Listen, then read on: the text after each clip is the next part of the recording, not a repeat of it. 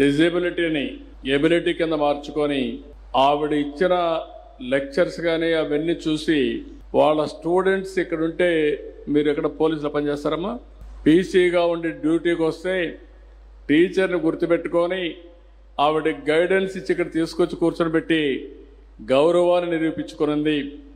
అది మెరిట్కు ఉండే ప్రభావం. మనం చేసే పనుల వల్ల జీవితంలో గుర్తింపు ఉంటుంది. సుమిత్ర డాక్టర్ గారిని, వారి స్టూడెంట్ కూడా గౌస్య, ఆ అమ్మాయిని కూడా మనస్ఫూర్తిగా అభినందిస్తున్న. చాలామంది ఏం చేస్తారంటే స్టూడెంట్గా ఉంటే కూడా పలకరించరు, కానీ ఈవిడ చేసిన కృషి గుర్తుపెట్టుకొని పోలీస్ కానిస్టేబుల్ ఉంటే అండగా వచ్చి కృతజ్ఞతాభావంతో పనిచేసిందంటే ఇద్దరిని కూడా అభినందిస్తున్నా. ఇది బాంధవ్యం. ఇలాంటి మంచి సాంప్రదాయాలకు నాంది పలకాల్సిన బాధ్యత మనందరి పైన ఉంది. అప్పుడే ఒక మంచి సమాజాన్ని, బాధ్యత కలిగిన సమాజాన్ని మనం నిర్మాణం చేసుకుంటాం. Thank you.